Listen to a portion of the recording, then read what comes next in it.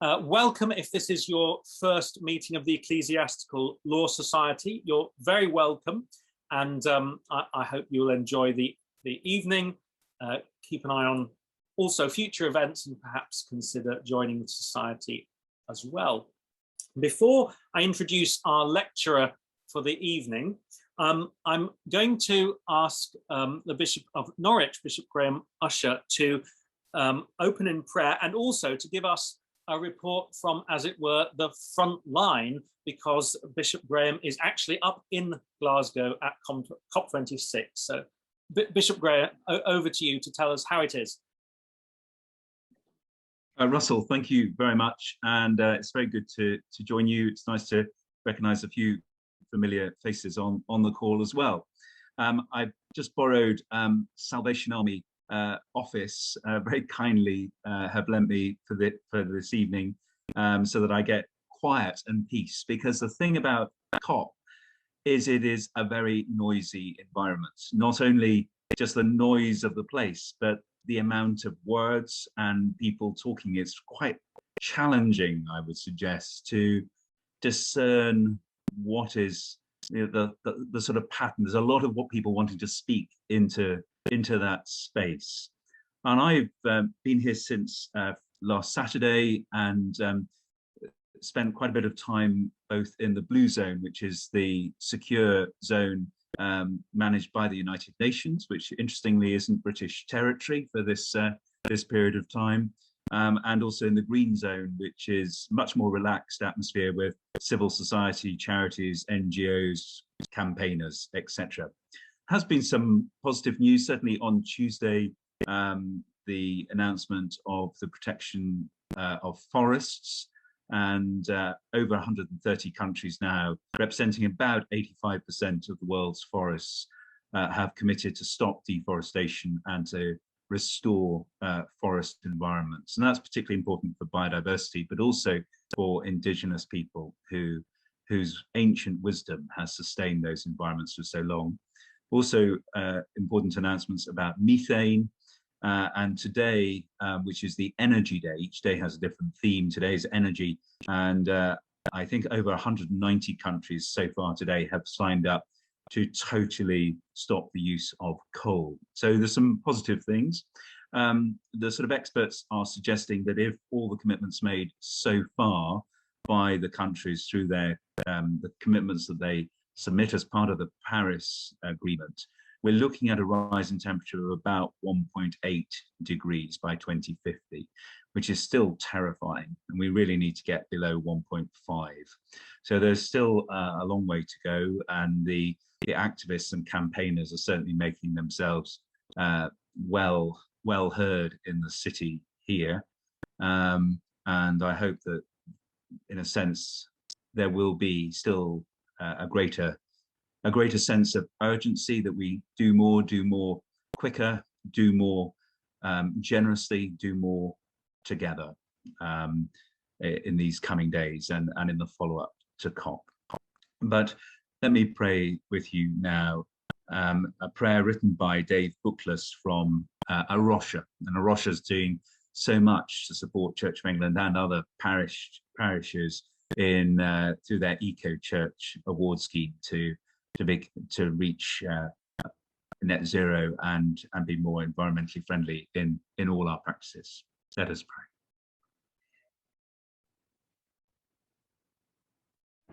Creator God, giver of life, you sustain the earth and direct the nations. In this time of climate crisis, grant us clarity to hear the groaning of creation and the cries of the poor. Challenge us to change our lifestyles, guide our leaders to take courageous action, enable your church to be a beacon of hope, and foster within us a renewed vision for your purposes for your world. Through Jesus Christ our Lord, by and for whom all things were made. Amen. Amen. Thank you, Bishop. Much appreciated. Well, it now gives me great pleasure to introduce this evening's lecturer, although the most senior judge in the Church of England, probably doesn't need much of an introduction to this society. Morag Ellis, QC, was appointed as Dean of the Arches and Auditor in June 2020.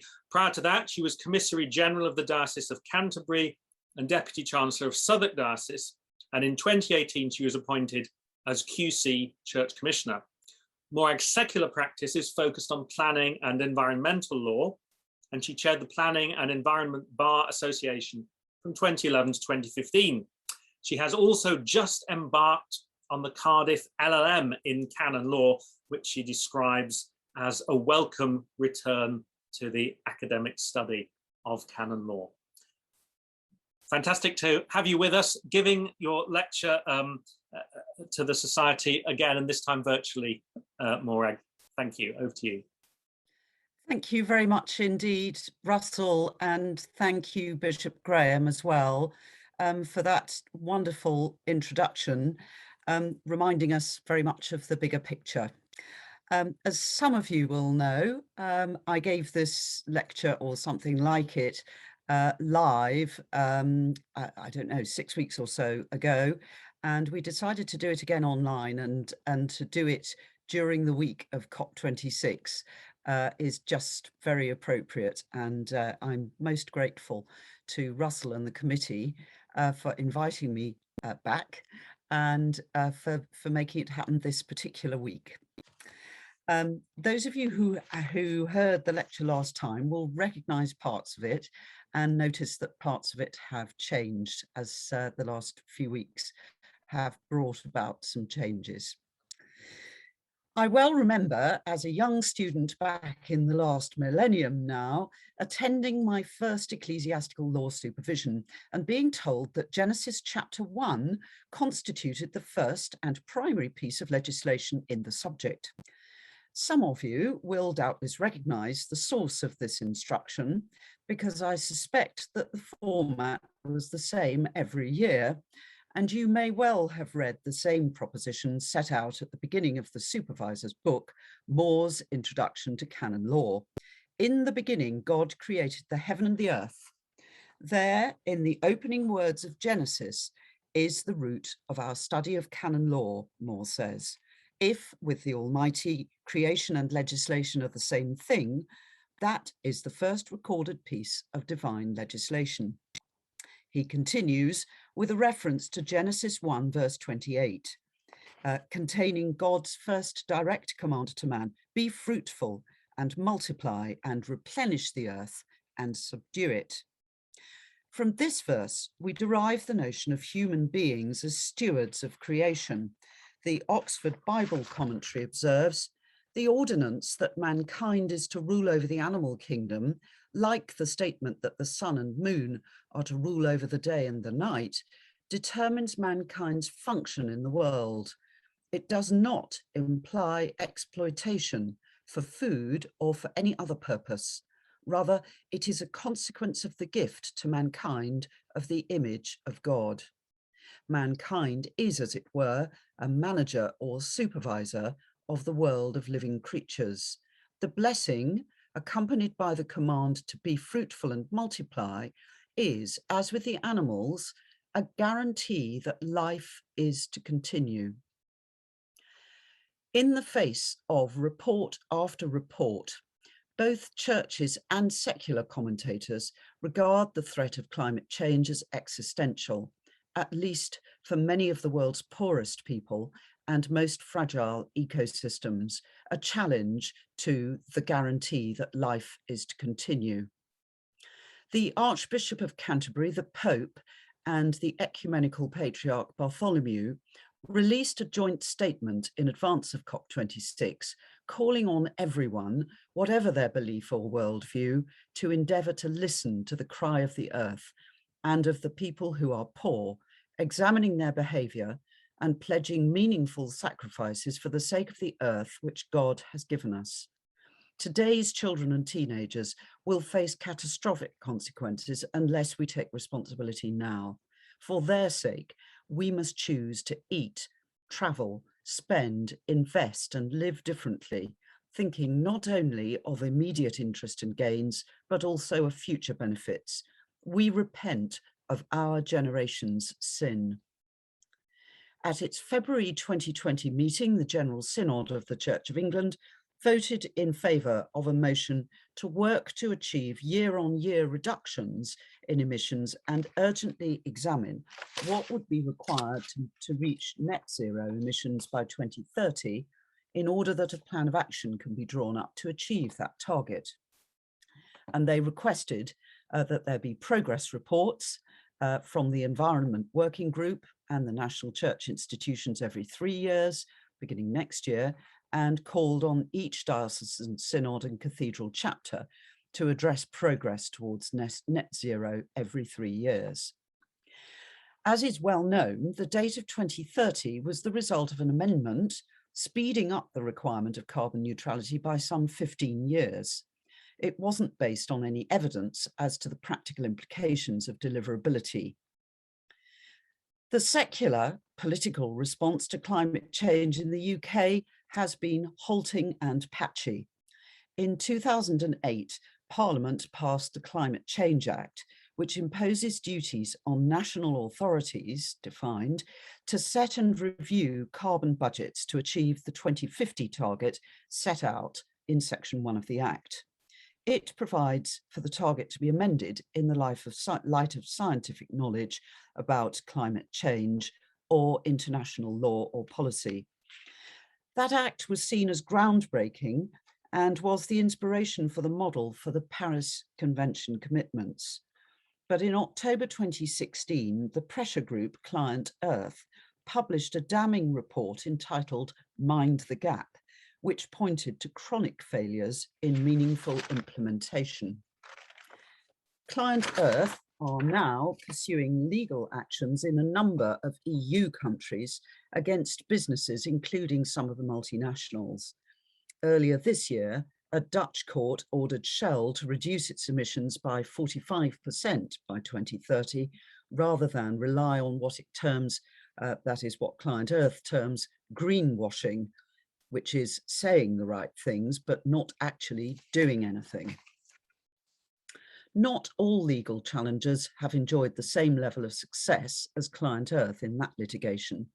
Two recent High Court decisions, Elliott Smith against the Secretary of State for Business, Energy and Industrial Strategy, decided this year in the Administrative Court, and Transport Action Network against the Secretary of State for Transport and Highways England, decided in the same court this year also. In both of those cases, the courts have upheld, in one case, the government's post-Brexit emissions trading scheme, and in the other, its infrastructure strategy for roads. In both of those cases, reliance was placed on the decision of the Supreme Court in Friends of the Earth against Heathrow Airport Limited in 2020, a challenge to the National Policy Statement for Airports. Amongst other grounds, FOE had argued that the government had failed to have regard to its obligations under the Paris Agreement. The court approved the approach of the Court of Appeal in that case to material considerations in a case called Queen against Somerset County Council ex parte Fewings, dating back to 1995, in which it identified three categories of considerations as follows. First, those clearly, whether expressly or implied, identified by the statute as considerations to which regard must be had. Second, those clearly identified by the statute as considerations to which regard must not be had.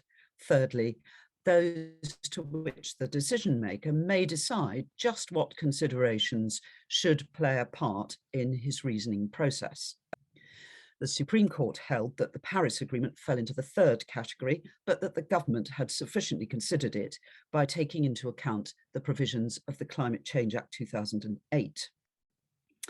A much older case from New Zealand called Credence Incorporated against the Governor General, dating from 1981, is still cited with approval, where Justice Cook stated that even when legislation is silent, there will be some matters so obviously material to a decision on a particular project that anything short of direct consideration of them by the public authority would not be in accordance with the intention of the Act. And I'll return to those case law principles in the context of the faculty jurisdiction, which I come on to consider a little later on. Returning for now to the Church of England, it may be fair to observe that the events outlined above, and perhaps even more, the awakening of public consciousness on the issue of global warming, have added fresh impetus to the hitherto rather neglected fifth mark of mission.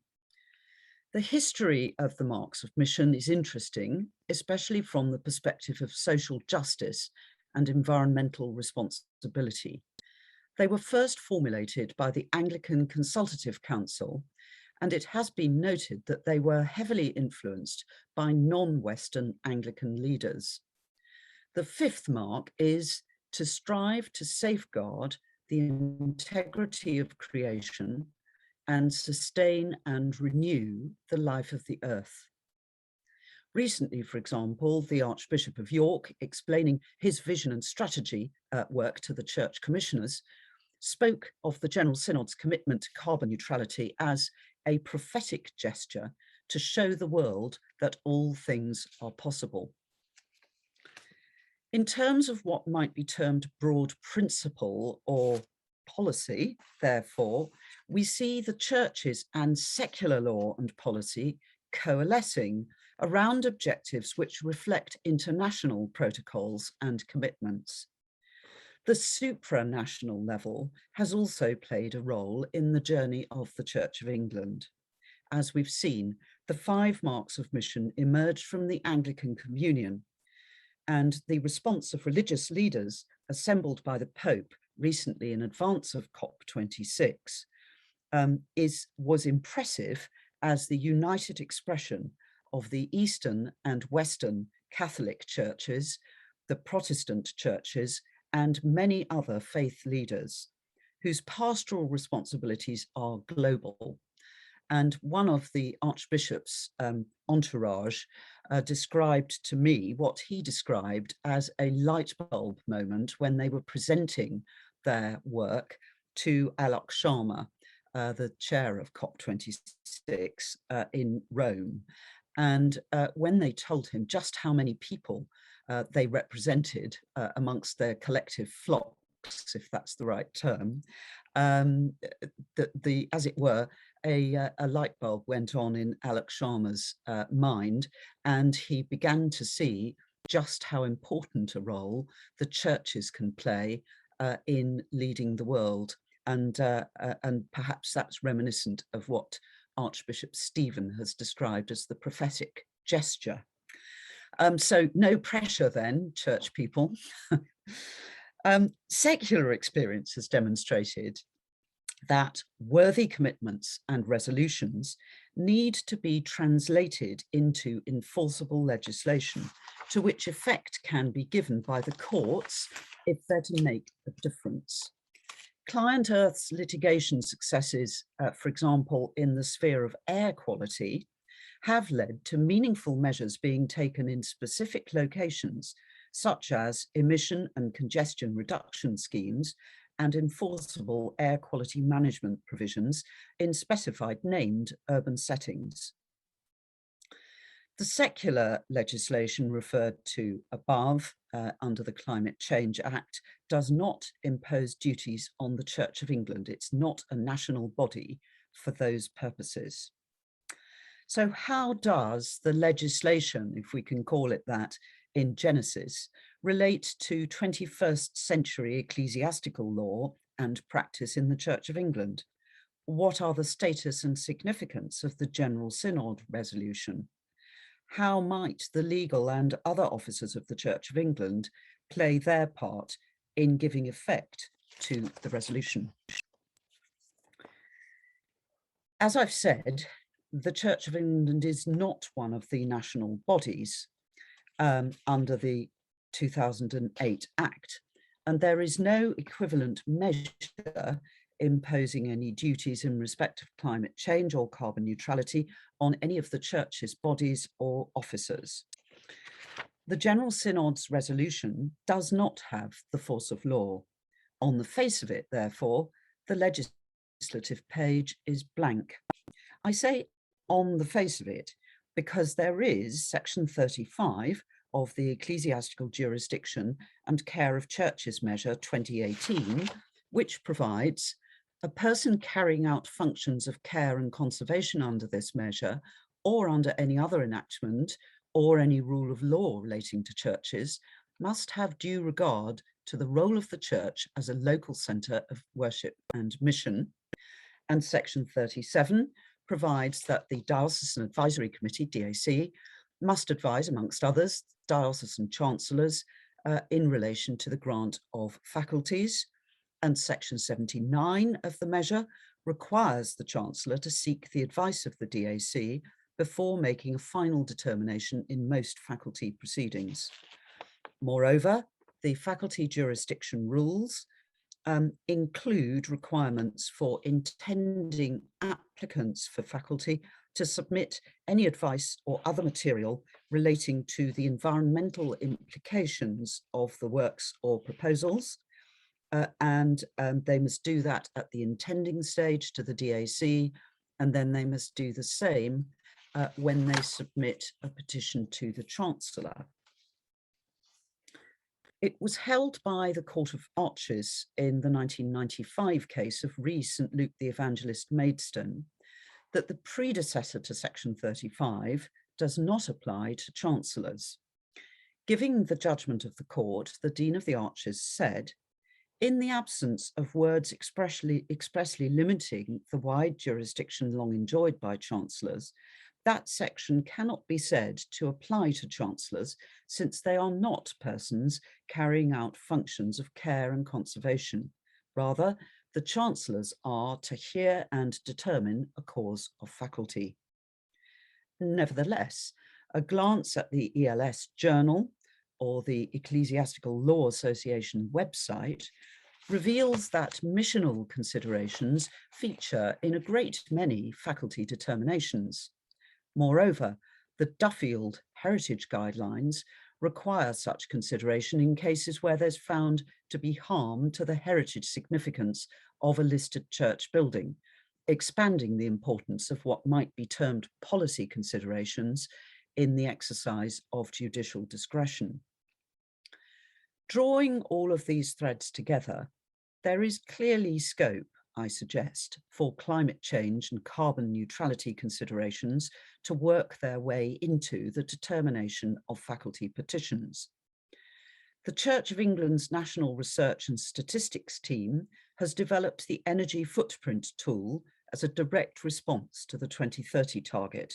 The EFT enables churches to measure their carbon use and the related practical path to net zero carbon for churches, summarises how churches can reduce their energy use and associated carbon emissions based on the findings of the Church of England's Energy Audit Programme and professional advice. Some of the suggested actions would, as the law stands, require authorisation by faculty. Clearly, if a parish seeks advice from the DAC and/or petitions for faculty, say, to install a new LED lighting system or double glazing, then they're likely to refer to their EFT returns and associated guidance, as well as the overall carbon neutrality objective in support. And one would hope that DACs would be encouraging parishes to think and act in this way. Inevitably, therefore, chancellors will need to take account of and give weight to the carbon neutrality objective, possibly in tension with other desiderata, such as preserving the historic and architectural interest of the church or of particular features of it, but not necessarily so. Despite the absence of legislative imperative to have regard to the mission of the church, mark of mission number 5 can and will be prayed in aid. Professor Mark Hill notes in his book the significance in consistory court decisions of soft law, including policy documents, codes of practice, circulars, guidance, and guidelines. By analogy with secular public environmental law, I suggest that the fifth mark of mission, the General Synod's target, and guidance promulgated by the Church Buildings Council in pursuit of it, which is statutory, together with the advice of the relevant DAC, could be seen as matters which are so obviously material that they must be considered, in the language of Justice Cook in Credence. Although, in the absence of legislative direction, the weight which a Chancellor decides to accord to them is entirely a matter in his or her discretion. In saying this, I bear in mind the Court of Arches' rejection of the idea of importing the secular statutory planning concept of material considerations into the faculty jurisdiction in Emmanuel Church, Bentley, a 2006 case. Nevertheless, the fifth mark of mission and the Church's initiatives in pursuit of carbon neutrality by 2030 fit into Hill's category of soft law and do engage wider policy questions than more traditional arguments about churchmanship, liturgical ornaments, and fashions in chairs or altar or font positions. Carbon neutrality is not the only contemporary issue touching on what might be seen as policy or public square matters. The Court of Arches had to consider in some depth the implication of the Human Rights Convention in the recent case of Re Exhall earlier this year. And there was discussion of the policy of the Church of England in the media, although extraneous comment on the case, I should stress, was firmly excluded from both the hearing and our judgment. Also, the contested heritage cases are further obvious examples where general pronouncements have been made by archbishops and bishops, and guidance has been issued by the CBC and the Cathedral's Fabric Commission, which in secular settings might be termed policy statements. To ecclesiastical lawyers with secular public law experience, this territory seems natural. But Dean Cameron's warning in Bentley against allowing secular planning law concepts to creep into the faculty jurisdiction is important, because the constitutional and legislative frameworks are entirely different. Nevertheless, as ideas of mission develop, there will inevitably be some consideration of wider concepts within the faculty jurisdiction. I've put my hand up, which is clever of me. Oh no, I haven't. Sorry, it's my mouse. In her excellent article, The Role of the Faculty System in Achieving Net Zero Carbon Emissions by 2030, Jacqueline Humphreys notes that it's unsurprising that the energy use of the Church of England's buildings is the first major item that will be within scope. Whilst major church building projects are not currently in scope for the purposes of auditing 2030 neutrality, it is envisaged that they will be before 2030.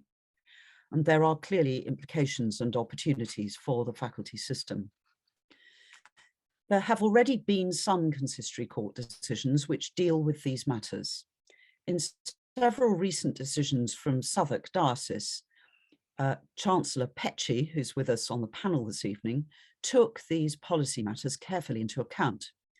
In St Michael and All Angels Blackheath Park, he considered a petition for faculty to install outdoor floodlighting, and he posed the following question. Against the background of the increasing importance of climate change and the strength of the Church of England's policies about it, I was concerned as to whether it was appropriate to grant permission for the installation, and I asked the petitioners as to how they would justify it, and the DAC for its views. Notwithstanding assurances as to the purchase of renewable electricity, the Chancellor found that the proposal would increase the Church's carbon footprint. After a careful discussion of the issues, he decided to allow the proposal notwithstanding. Although he was not personally convinced of its merits, he found the harm to be modest on the facts, and he gave weight to CBC guidance, which lent at least some support to the principle of floodlighting schemes. Interestingly, in the light of my discussion above about the role of policy in judicial determinations above, Chancellor Petchey did say, if there were clear policy guidance that floodlighting schemes were generally inappropriate, or which set out criteria against which they were to be assessed, I would attach weight to such guidance. The other two Southwark cases involved the replacement of old boilers with new boilers. Although the Chancellor had reservations about approving such proposals in the light of carbon neutral policy, he took into account the higher costs, more than 4 times the running costs of electric alternatives, and the prospect that at the end of the new boiler's lives, some 15 years hence, there might be better and cheaper options available. Jacqueline Humphreys, in her article, refers to 2 decisions where proposals for photovoltaic panels were allowed, chancellors accepting arguments based on environmental benefits in line with the Church's national stance. An early decision from Chichester Diocese granted a faculty for air source heat pumps, and that was back in 2012. And 2 main considerations were taken into account, the fact that they were cheap to run and that there would be a reduction of 60% in carbon emissions. And the Chancellor described those as valid considerations. However, a request by the CBC to be kept informed about the performance of the pumps was not turned into a monitoring condition. Jacqueline Humphreys, as Chancellor of Worcester, she not only writes articles for the journal, but she is now a Chancellor, has taken a more interventionist line than that taken in the Southwark decisions. Faced with a petition for 2 gas boilers, she noted that there had been no consideration of any other form of heating system. She referred to the Southwark decisions and said, insofar as these judgments may be read as suggesting that a Chancellor should not consider the environmental implications of a proposal, at least where the petitioners have already done so, I respectfully disagree. I'm not sure that Chancellor Petchey was saying that, but it may be that he will tell us in the panel discussion.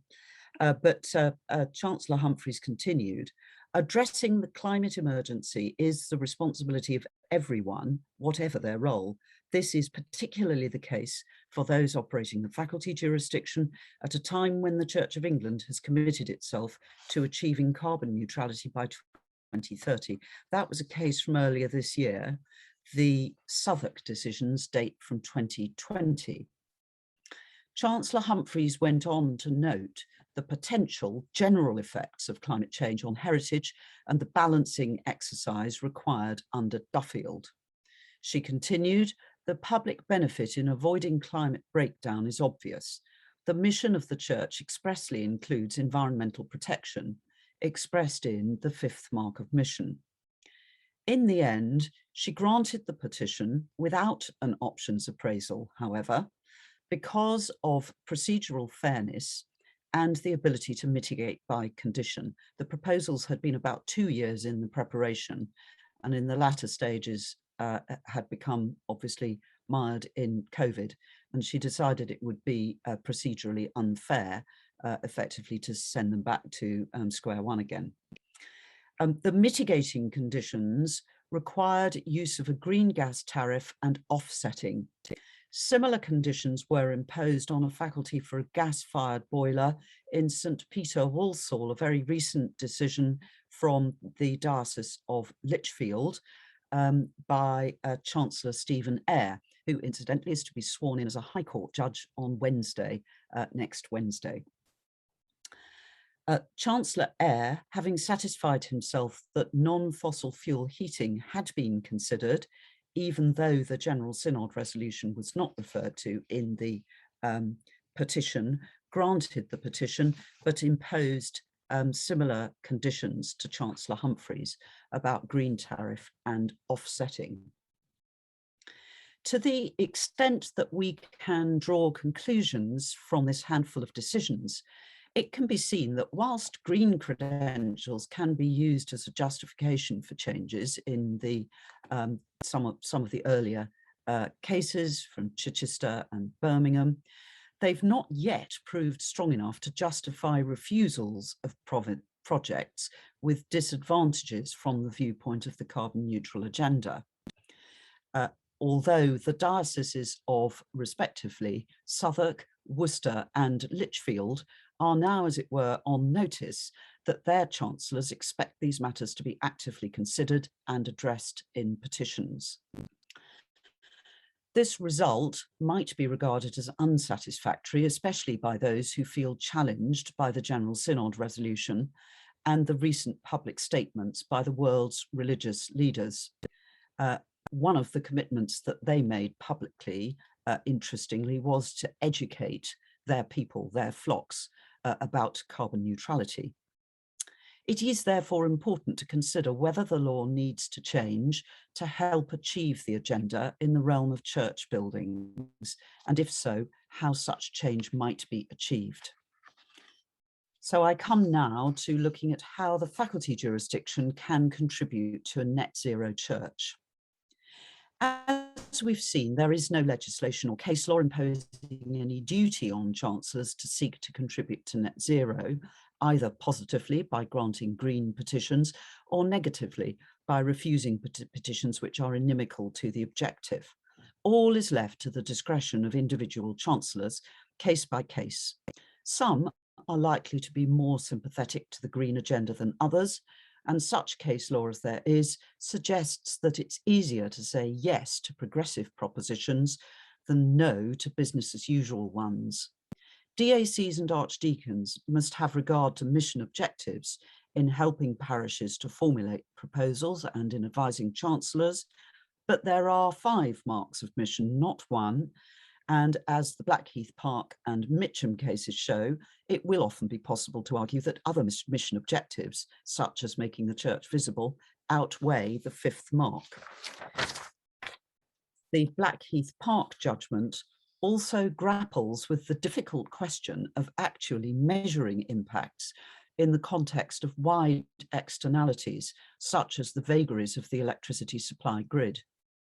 There is as yet no tool for measuring the carbon footprint of major building and reordering schemes, and as the Exall judgment reminds us, chancellors do need to proceed on the basis of evidence rather than assumptions. They need help from the parties and from the DACs.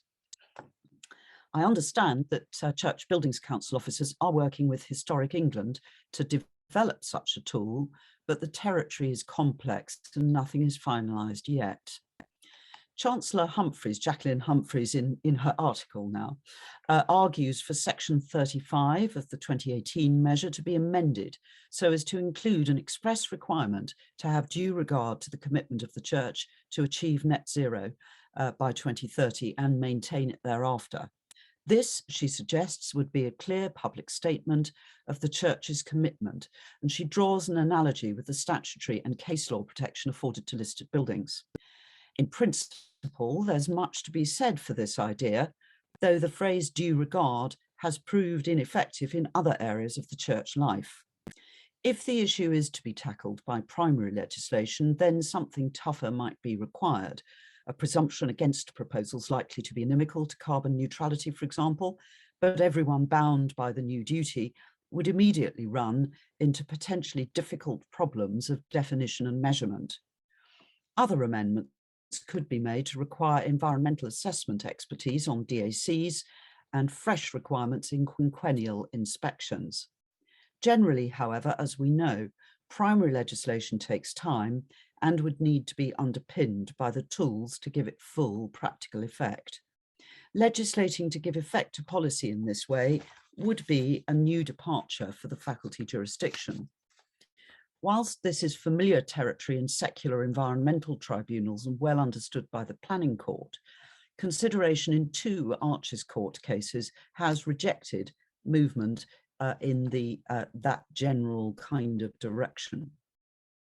Having said that, it is clearly lawful, without any change to legislation, to take account of the fifth mark of mission, the Synod's resolution, and materials produced pursuant to it.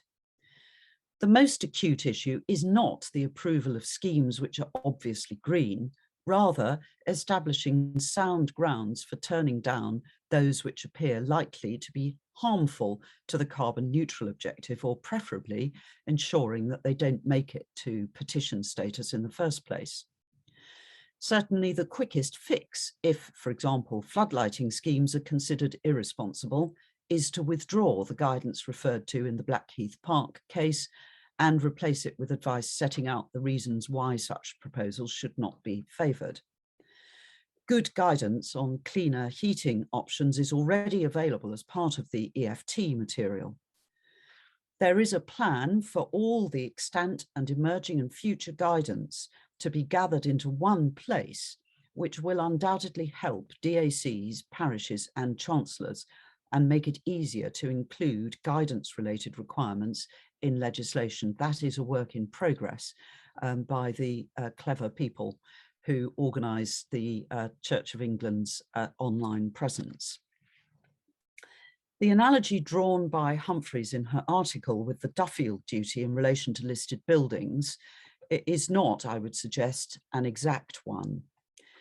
As Dean George explained in the judgment of the court, the duties in this regard derive from a constitutional deal struck between the church and the government of the day to secure equivalence of process for listed buildings in exchange for the ecclesiastical exemption. Secular climate change legislation is binding upon the national governments and not directly upon property owners, although legislative instruments are part of the secular mix. For example, new provisions in building regulations and in relation to vehicle emissions, both of which affect the church just like all other citizens. Nevertheless, the importance of the climate change issue might well be such as to outweigh such technical considerations about the faculty jurisdiction, and the imposition of a new statutory duty should be considered, along with Humphreys' other suggestions about DAC composition and the imposition of duties on parish officers to assess and report on their church's carbon footprints. But those are matters for primary legislation, which, as I've said, is a slow business. Quicker wins are potentially possible by amending secondary legislation. And other people had been thinking along similar lines to Humphreys here, and just as her article was being published in the journal, an informal Green working group was starting up with a specific focus on the faculty jurisdiction rules.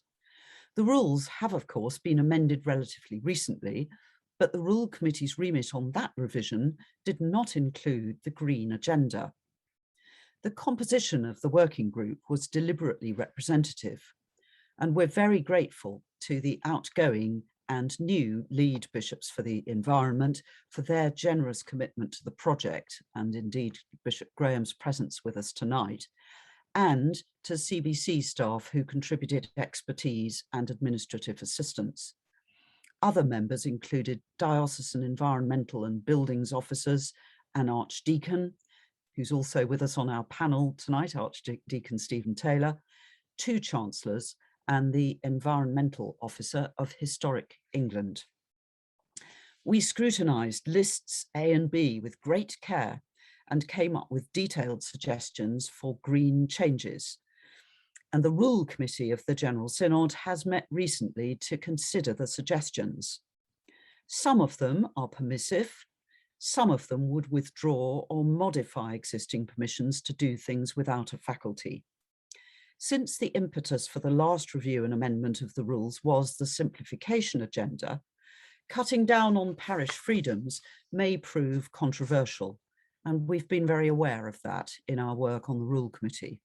Having said that, the most significant such proposal is a change to remove from List A the ability to make like-for-like boiler replacements for fossil fuel boilers. The Archbishop of Canterbury has recognised in his recent public ecumenical statements that real changes are going to be required and sacrifices made if the Church is serious about its commitment to carbon neutrality, care for the world and its peoples, as well as future generations. An allied amendment would remove the right to replace gas and oil tanks without faculty. Some of the new freedoms include the provision of electric pew heaters, insulation of pipes, draft proofing, LED lighting, electric charging points, and on non-listed buildings, photovoltaic panels. Whilst there might be arguments both at the Rule Committee, we haven't quite finished our work yet, and at General Synod about the balance being struck in these proposals, they don't raise legal issues of principle.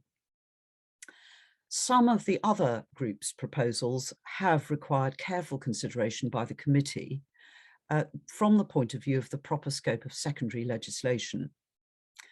The consistory court judgments that we've looked at above have all stressed the importance of options appraisal, and this reflects the CBC advice. The territory is complex. Churches are individual, both in terms of their buildings and their patterns of life. And they are highly particular buildings and communities. There is no one size fits all. Also, technology in this area is fast moving. Bearing all this in mind, the committee was attracted by the idea of a requirement for applicants for faculty and List B approvals to be required to submit an explanation in the case of matters to which net zero guidance of the CBC applies, of how they've had regard to the guidance.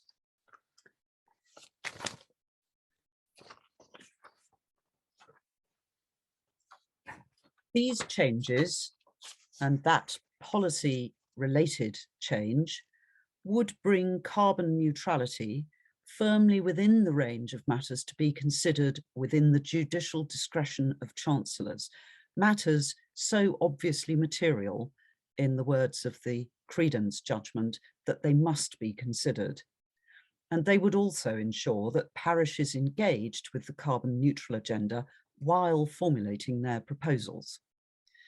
I would expect the judicial reticence shown in the early cases on this topic to change in the light of such legislation, if it goes through, to a more active exercise of discretion in favour of moving towards carbon neutrality, even if sometimes that means saying an outright or modified no. Those of you who attended the September meeting and who are to be congratulated for putting yourselves through this again, and thank you, may note some changes from the ideas of the working group, which I aired on that occasion and listened very carefully to the debate engendered. As always, the specialised work of the Rule Committee, assisted by officers of the Church of England Legal Office, has been vital in refining ideas to give them legislative shape. The work is not yet complete, although the aim is to bring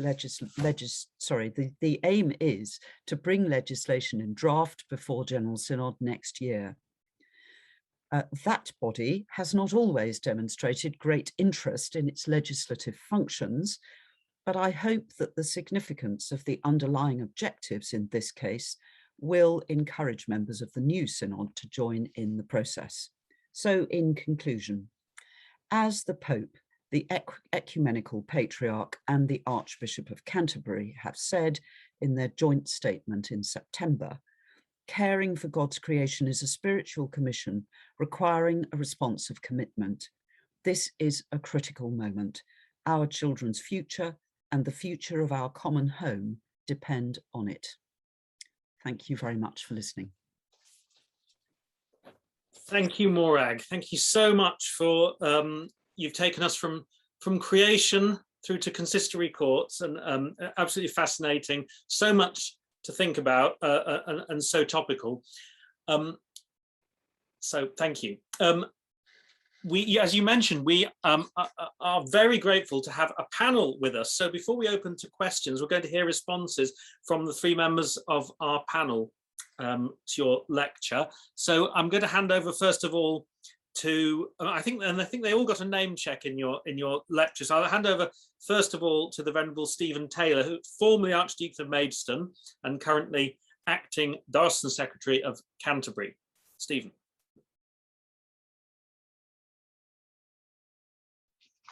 Thank you very much indeed, Russell, and thank you, Morag, for that tour de force of the context of in which we are, and for Graham's earlier introduction, which set it in a sort of global perspective, because this clearly is one strand of many which we are attending to, and it's important that we play our proper part. And just earlier this week, I think it was the Bishop of Selby under Graham's sort of chairing of the wider ecclesiastical environmental working group, the Bishop of Selby has launched a consultation in which the revision to the faculty jurisdiction measure is a part of that roadmap of the Church of England sort of stepping up and influencing both itself against the net zero challenge, as well as seeking to influence and be a good example to others. I too, like Russell, was grateful that the context of Morag's lecture took us back to the divine mission, if you like, the divine context, and reminding us really this is about a heart and mind transformation, or a spiritual transformation, for us to see the world as God sees it, as God loves it, and to recognize that the places where we worship and the context within which we worship in our churches need to reflect that world care, that creation care, as much as anything else that we do.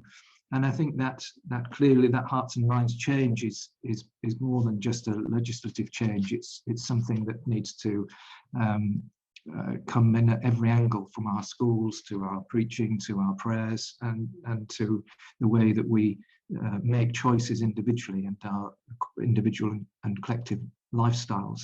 And so I think that it's been a privilege both to be at this panel and to be on the subcommittee that Morag called together to look at the list A and B, to look at the carrots that we can introduce and the sticks that we might need to use, so that we might be consistent with everything else, and with that wider mission from God to care for creation in every aspect of our life, not least the churches which are in our care.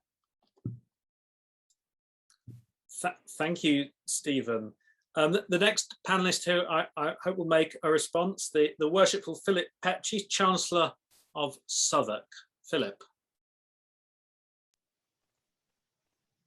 Can you hear me? I hope Yes. you can. Yes. Good. It was helpful to me in considering how green concerns impact in the context of the faculty jurisdiction, that the first case that I had that raised it was in connection with floodlighting, which I didn't think it really was altogether a good idea. And I raised with the petitioners, the DAC, that thought. And it's quite interesting. It was not that long ago. I think possibly attitudes have changed a bit since then, but it was thought rather surprising that I might be raising these issues.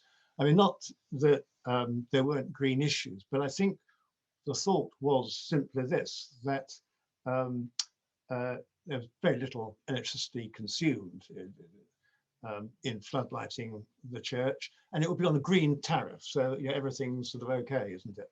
It seems to me that green, just because you're on a green tariff, you don't achieve carbon neutrality, and the fact that it's a little, well, that really perhaps may mitigate the harm, but doesn't do away with it. And of course, in the broader picture, potentially it doesn't send a very good message about shrinking the carbon footprint. So I was very unenthusiastic about the floodlighting proposal, but thinking about it, it seemed to me that it wasn't for me to be making policy. I mean, clearly, the only policy there was and is on floodlighting from the CBC doesn't engage really with the issues that I was concerned with, and would indicate that there wasn't a particular concern. But it seemed to me that in the absence of clear guidance, it wasn't for the Chancellor to start making guidance. So the approach I took was to say, look, I want to ensure that you, the petitioners, have thought very clearly about this in the context of where we are and so on. But if, having done so, you want to go ahead, I am not going to, by the exercise of my jurisdiction, inhibit your so doing.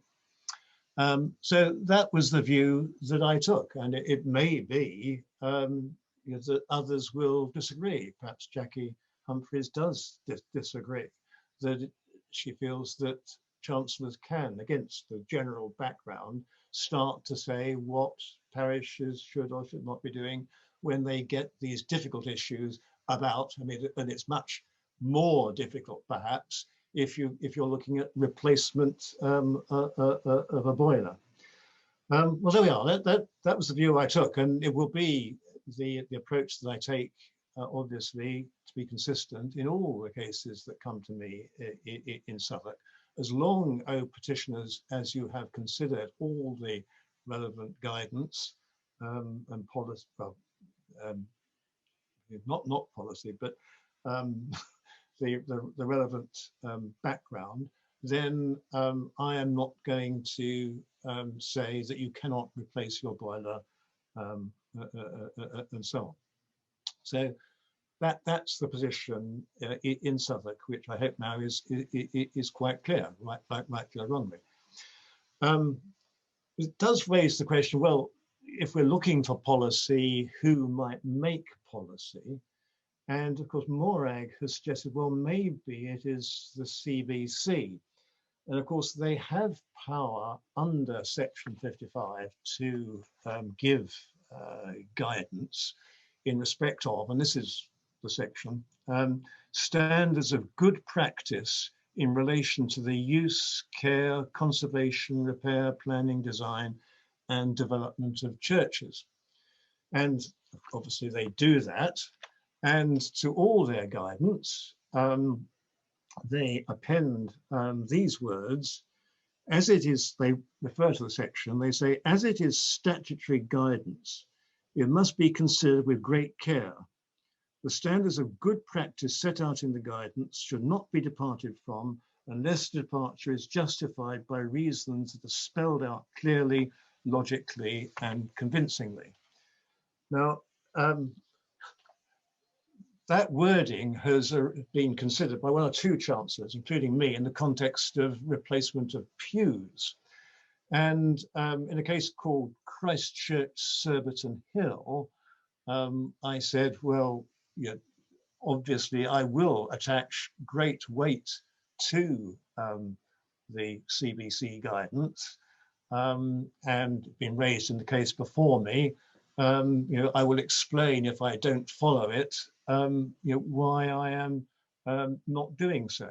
But what I also said in that case is that it seemed to me that the guidance that was given didn't have some special status that chancellors could properly accord to it. I mean, apart from the fact that it proceeded from a body of great experience, which was given a statutory duty to give that guidance. So I think there are difficulties in seeing the CBC as the way by which this might be progressed. But there we are. The further thought is that, in fact, if they go so far as to start saying things about carbon neutrality in line with the church, what the synod is saying, I mean, you can understand why they might want to do that. but potentially it goes beyond what their duty or power is to give guidance under Section 55, which is, on the face of it, not a broad, an entirely broad remit. So potentially they can say, well, if you're replacing the boiler, look at this, that, and the other. But that is good conservation practice. It's not, or whatever. It's not necessarily, if they start saying you should do that because you shouldn't be, you should be trying to achieve net zero, that may go beyond the scope of their remit. So there are difficulties in seeing the CBC as the source of guidance, which may then be applied by the court. If I'm saying that chancellors shouldn't give guidance, it flows really that I don't think the Court of Arches, the Dean, should be giving guidance either in specific terms. I mean, I would hope in due course, if it comes before the Dean, that my approach in Blackheath Park might be upheld.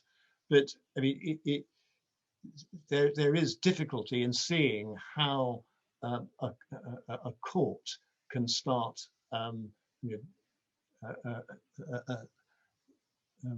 laying down the precise policies which should be applied. Potentially it might be saying things like, well, you see, even if you start saying about the presumption, so articulating a presumption against proposals which don't advance or carbon neutrality. I mean, that might be appropriate, but it might not be. All to be considered. So ultimately, if there is to be guidance, it should really be based in statute, it seems to me.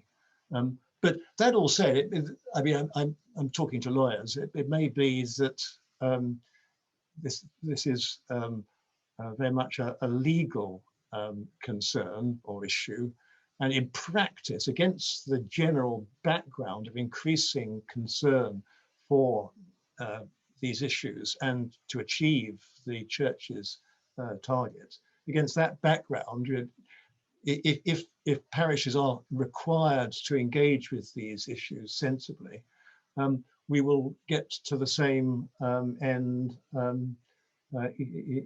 or the end that we all desire in any event, without the need for a legislative hand.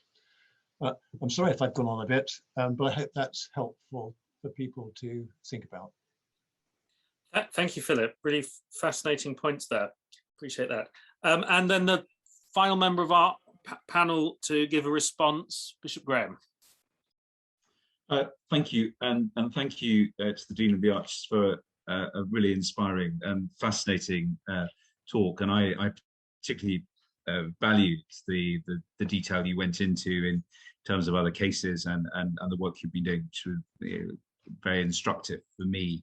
And I appreciated immensely how you began in Genesis, because I think there is something there around the fact that in that beautiful poetic narrative of the first creation story, how that there is the review of the day, and it is good, and then on the sixth day it is very good. This reminding us continually of creation as gift. And I think there's a way in there around the appreciation of creation in awe and wonder, and a treasuring of it, which provides a hope-filled view of the future, rather than the life-denying, world-denigrating approach that so often can consume our day.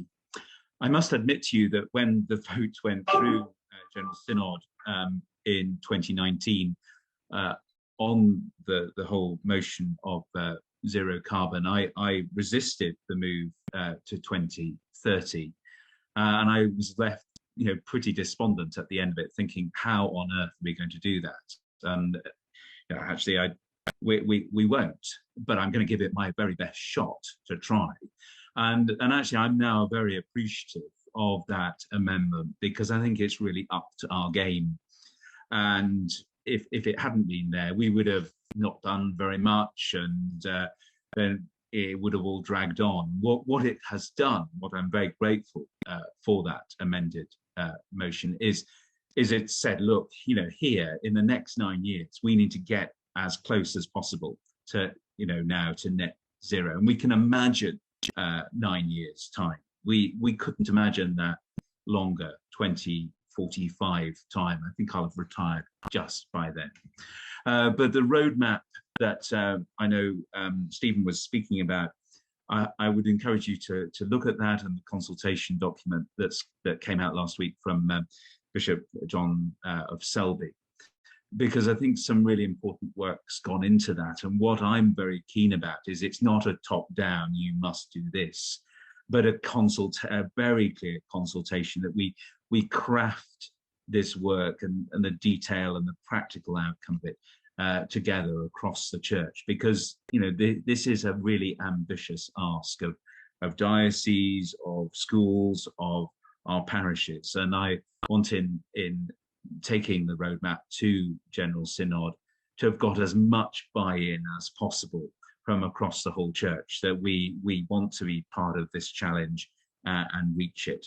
And of course, the energy footprint tool is really helpful in gauging that, where we are at now, providing a baseline data.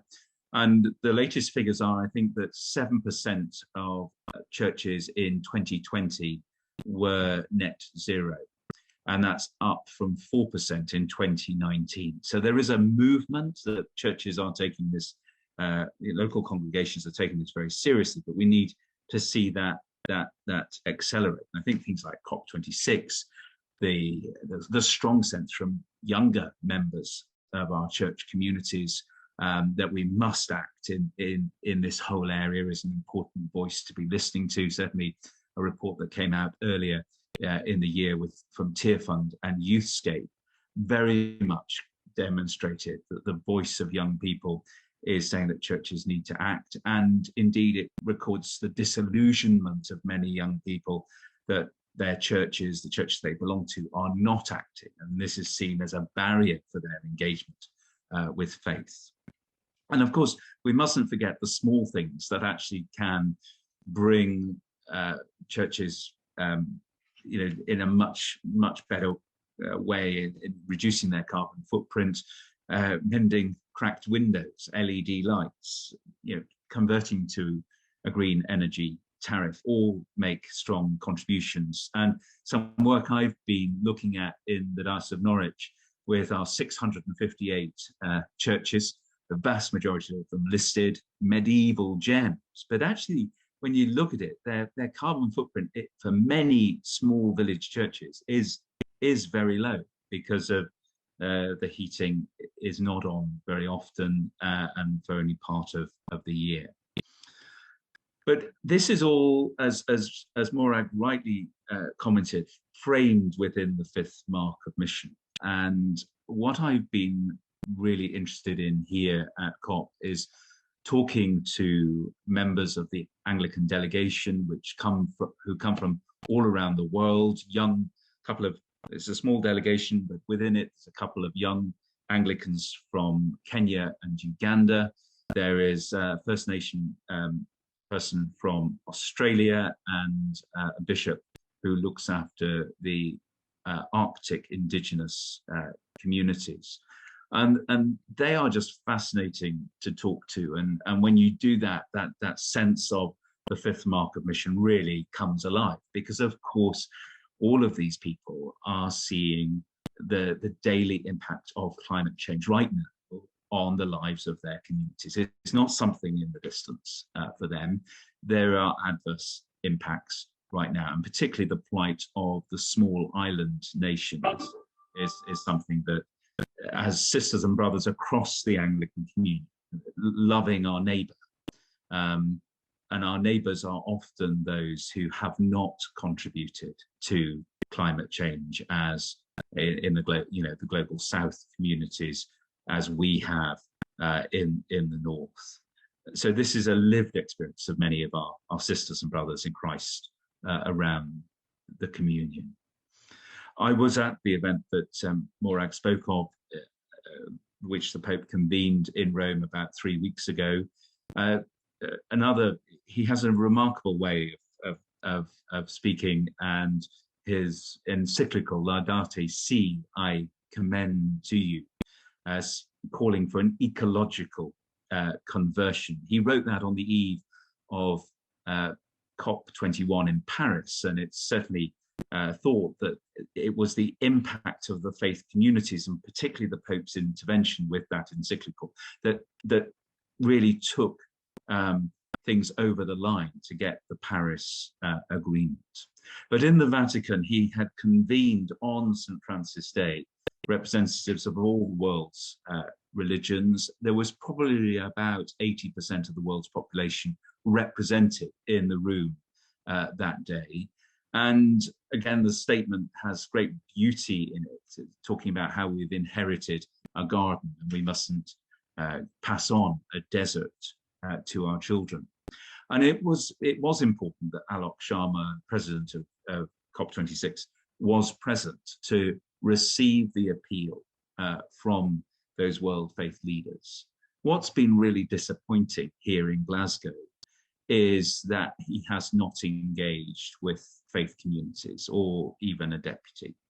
And so on Tuesday evening, last night, Wednesday evening, there was an event in St. George's Tron Kirk in the centre of Glasgow with representatives of different faith communities presenting the pledges that they had brought with them and their petitions. And I took the pledges that had been pledged in Norwich Cathedral during the residency of Dippy the dinosaur this summer, which of course had a very serious aspect of looking at extinction and our global climate. And I brought those there. But, Alok Sharma wasn't present. Nobody from the senior people within the COP were present. And I found that deeply disappointing, particularly when you think back to COP21 in Paris, where Christiana Figueres, in the equivalent role, came to the equivalent event there and famously danced with the Archbishop of Cape Town. And there was a real sense that the faith communities were contributing. This is probably the only COP, I understand, where the faith communities have not been given their own space within the COP to be able to dialogue and to share their experiences and their ideas. So that is very disappointing. And I know Archbishop Julio Panama, who's leading the Anglican delegation, is fairly irritated by that lack of a sense of hospitality. But just returning to the themes that the lecture has provoked, one of the real challenges for me in this role is looking at how our net zero targets can be funded within the church. And I'm very, very conscious of the pressures on parishes. I see that in my own diocese. And how might we be able to lobby to unlock sources of funding, to get some real good exemplars up and running and showcasing those that are already existing. I would like to do it more by carrot rather than stick. And that needs some thinking through how any changes in faculty jurisdiction can be done to encourage parishes as part of their whole mission under God to live out the fifth mark of mission. One of the things finally that I have been particularly inspired about during these last few days is listening attentively to the voices of Indigenous communities. Their voices have been heard here, but often secondary to politicians, and I do wonder how much they are really at the table in terms of decision making. But one of the Indigenous the communities spoke about how they walk backwards into the future. They know where they have come from, and that guards and guides how they move into the future. And I was struck with the similarities of our own faith, how we walk too backwards into the future when we seek the wisdom of the church, but particularly when we look back to the cross and the resurrection, and how that might guide and guard our future as we live to strive and safeguard the care of creation. Thank you. Thank you, Graham, for those insights. Really interesting stuff. I want to open up to questions now. We're going to try and finish around 7, so we've got 15 minutes. We have had some conversation going in the chat. I wonder if anyone would like to ask a question. If you want to raise hand in the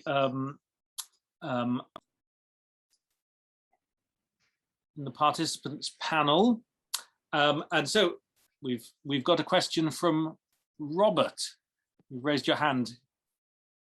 2 questions, really. The first is, to what extent does the Bishop and other members of the panel think that the Church can attract funds from people who want to offset their carbon emissions? There's great scepticism on many people's parts about most carbon offsetting schemes. And it seems to me that the Church is in a splendid position to offer a whole host of potentially verifiable, genuine offsetting opportunities. And I think the Chancellor of Southwark is quite right to be concerned about the cost of going green. But it seems to me that there are plenty of people who would, either as individuals or as groups, be willing to contribute to, for example, photovoltaics, aesthetically carefully designed on churches. And that could even be done on a large scale with organizations such as airlines, and however much we might personally think that most of their flights are unnecessary and undesirable, nonetheless, they're very keen to greenwash their activities, and the Church could take advantage of that.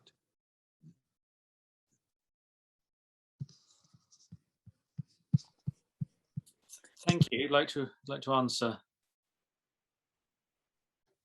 Shall I just kick off very quickly? And then I think the question was largely addressed or primarily to the Bishop, but I'll kick off very swiftly on the legal front, and then leave the funding question to the Bishop, if I may. But thank you very much, Robert, for coming along this evening and for floating that really imaginative idea, which I hope can be taken forward. It potentially chimes with one of the suggestions within the Rule Committee's work deriving from the Working Party.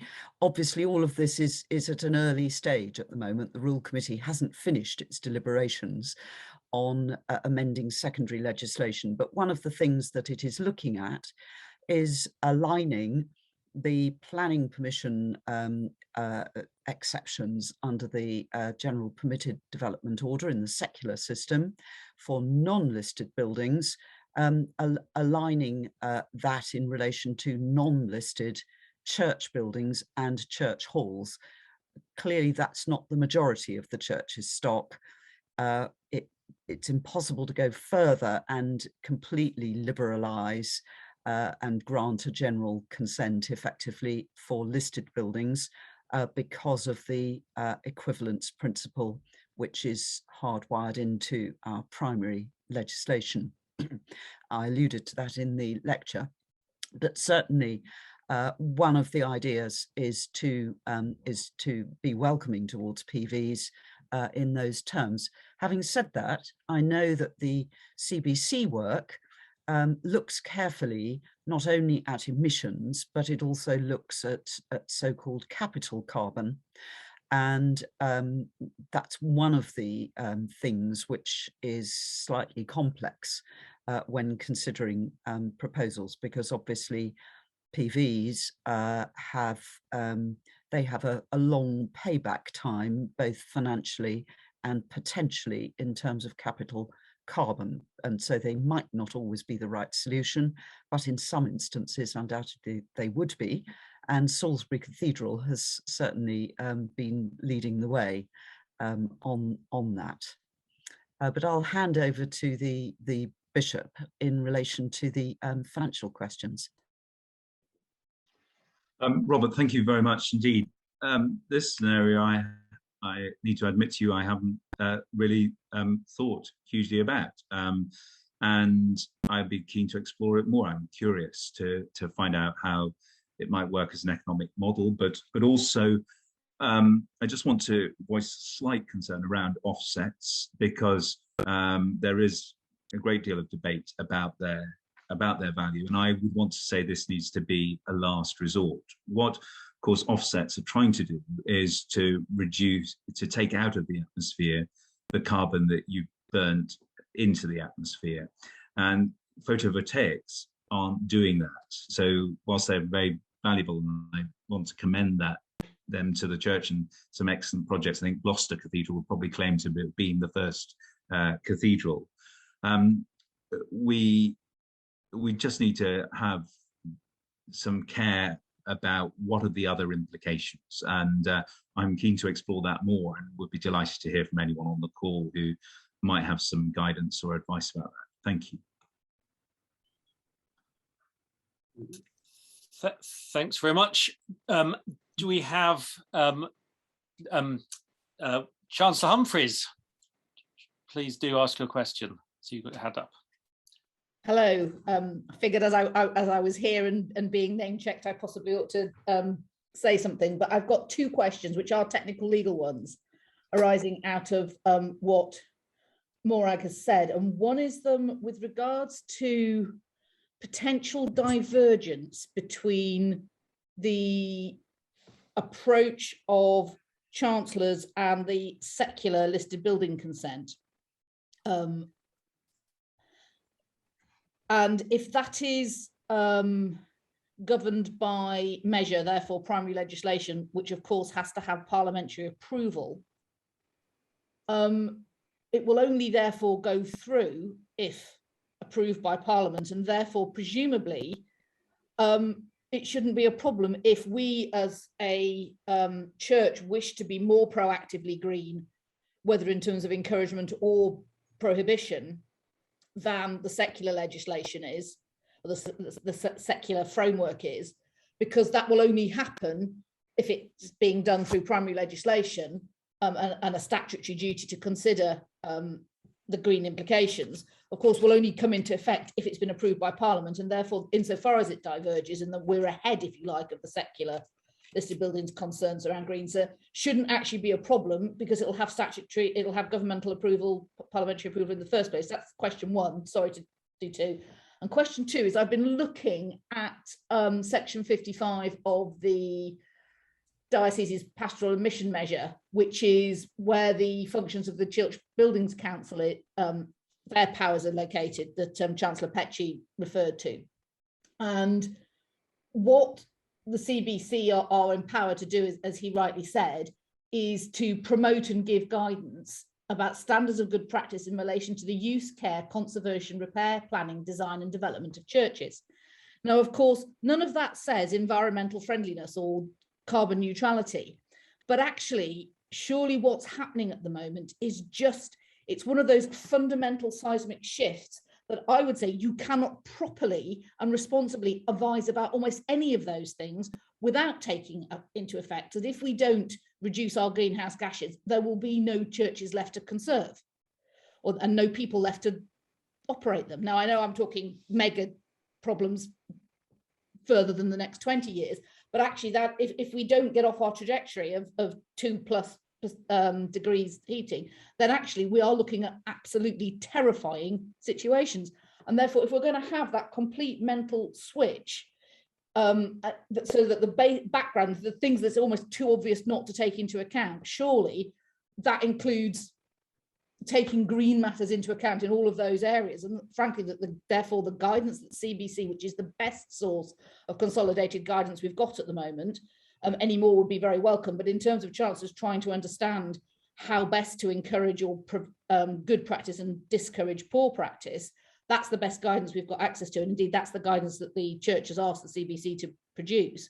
So surely, when I would say it clearly comes under those definitions, that should be, if you like, the authoritative guidance that chancellors can rely on when we're having to do the best we can to assess the green credentials, because otherwise we're just abdicating responsibility and putting it in a box marked too hard until the water levels comes to float it off with us.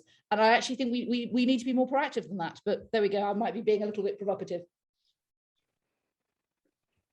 Thank you. I'll try and give an answer to both parts. Part one, I don't disagree with what you're saying there.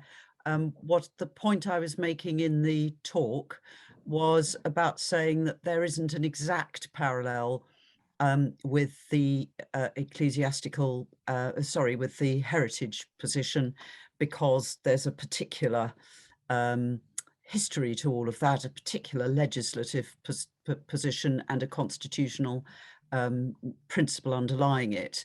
But you're quite right. If a new duty came forward through primary legislation, then I wouldn't see a constitutional difficulty about that. And the points I was making about primary legislation are that in the nature of things, they take time, which is why the working group of which you were a very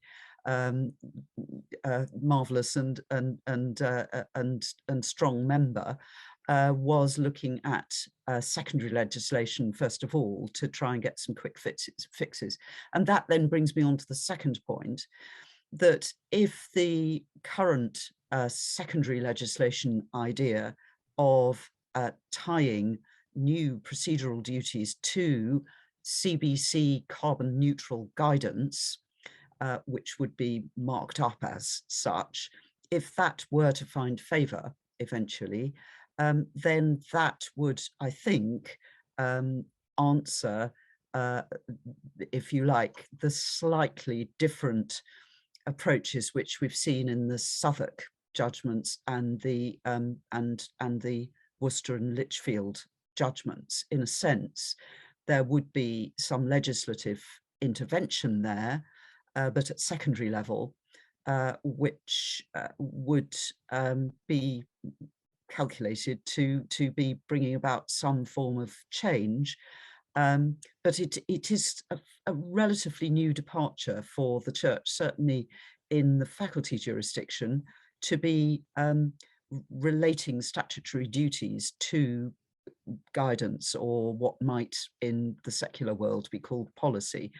We're really familiar with it in secular environmental law. It happens all over the place, but it would be a new technique in ecclesiastical law, which doesn't necessarily mean that it would be wrong.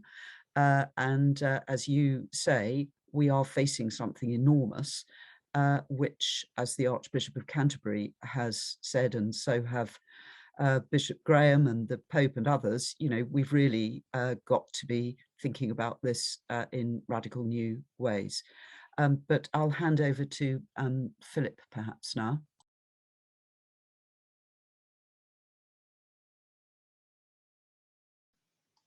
Yeah, I would entirely accept that CBC can give guidance on all sorts of matters and be saying things like,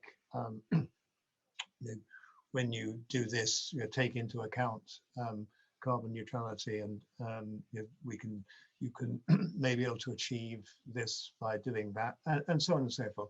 All sound stuff, but if one goes a stage further and says the CBC could be saying to churches, well, despite the fact that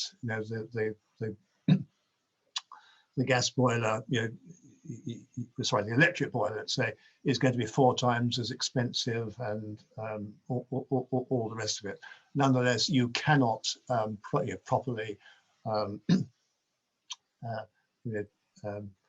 not do it. I mean, obviously it won't be quite in such categoric terms, but if the bottom line is going to be to parishes that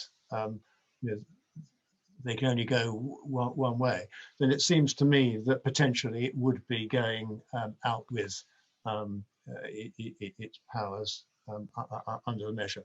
But it may not be,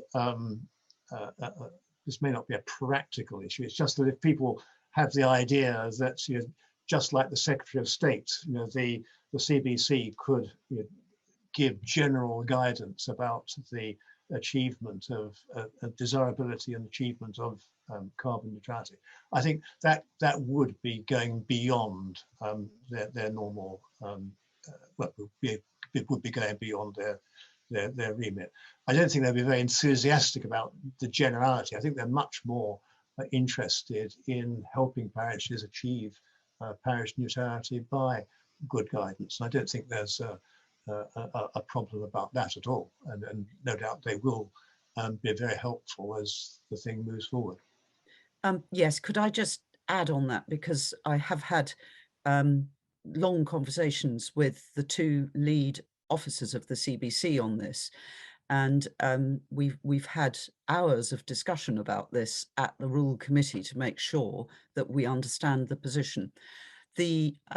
For a number of reasons, partly because of the particularity of both church buildings and congregations' lifestyles, if you like, that Bishop Graham was alluding to, that the CBC are not in favour of advocating a one-size-fits-all answer to anything. The guidance is much more about the existing and the emerging guidance, because they're working very hard on more. Is much more about doing proper options appraisals. And I think I can possibly take up 1 or 2 of the points in the chat here as well. There was a question about, well, surely design is a matter intimately bound up with carbon neutrality. And yes, that's absolutely right. And then there's a question about saying, well, isn't there a risk of doing if you like, sort of green vanity projects, just to be looking to do something really good, which might not be a practicable solution in the long run, or there might be all sorts of secondary consequences which could themselves be expensive in terms of capital carbon budget, and a church end up with something that's not very usable. The CBC guidance is exactly designed to try to help parishes avoid that by working through. I think another of the suggestions that Jackie Humphreys made in the article was that, and this would require some primary legislation, so it'll take longer, but a good suggestion was to ensure that the composition of DACs includes a member of the DAC who is proficient in this type of thing. She said rather vaguely, but modern forms of heating, alternative energy, carbon neutrality, greenness, that whole area, if you like, of environmental provision and planning, that there be somebody with those relevant qualifications on DACs. Some DACs are very lucky and they've got them already. Some DACs don't. But just as DACs have experts on stained glass and organs and things, it would become a requirement for them to have experts on this kind of thing. And that, I think, would immensely help in answering some of these other questions that have been raised in quite pertinently in the chat. So I hope that's reassuring. Thank you, Morgan. And I think Stephen has a final comment to make before we Thank you. Just to return to Robert's sort of seeking external financial support, I've been aware of a number of charities which have been very sympathetic to support our churches, particularly to move from oil-fired central heating to alternative means. And we've secured 50,000, which isn't huge in general terms, but that's a year for the next 2 years, to enable churches to bid into that. And we were pushing at an open door really when we put that in. So certainly there are, if not private sector companies wanting to offset, certainly there are charitable bodies who are willing to put some money there, which will act as an incentive. And I think the final point I just wanted to echo Jackie's sort of bigger picture perspective, because it's inevitable and important that we are attentive to these details, but we ought not to lose the sight of the bigger picture either. And certainly Graham's comments have brought us back to that worldwide picture. Yesterday we celebrated or commemorated Richard Hooker, 421 years on from him bringing a huge amount of contribution to determine what our Church of England identity was all about with his tripod and so on. And I think Morag's helped us to give examples of the 5 marks of mission have established an Anglican, a worldwide identity. We've been slightly slower, I think, on the uptake than others have. And every diocese in our country is linked with another diocese in the developing world. And often either our offsetting or our conversations are those that shape our responses, because these are our brothers and sisters with whom we have formal links with. And so often we cut them out of the conversation. And I think by bringing them into the conversation about the use of our churches and the use of their churches, and is planting trees here or planting trees in an area in Africa a better way of offsetting things. So I think we both have to be dutifully attentive to the things that God's given us to care for in our terms of our stewardship of the faculty jurisdiction measure and the rest of it, whilst at the same time having that bigger picture in mind, because literally the lives and livelihoods of those are right on the edge as we speak. Thank you, Stephen, for that. I'm sure we could go on. There is so much to discuss, but we've covered a huge amount of ground. It's been a great event, and I just wanted to finally say that I hope we'll be able to put the printed version of Morag's lecture on the website, Ecclesiastical Law Society website, and that I should be able to put this the recording of this on YouTube, and sometime in the next few days. So do look out for those appearing. And I just want to say thank you to everybody for attending. For those who've asked questions, I want to thank my colleague Canon Norman Boakes, who's been assisting with running the event, and our panel. It's really enriched the experience of the online lecture, I think, to have the conversation, the discussion. So thank you to Stephen, Philip and Bishop Graham, and thank you most of all, Morag, to you for the lecture. So many ideas, so many insights that will bear further thinking about, further discussion. It's very much the topical issue of the moment, as we've heard, but it's also an immense issue. But I think we've seen very much that in this, as in so much ecclesiastical law, is there to assist the church to address even this. So thank you for helping us to understand a little bit more, Morag, of how that may be so.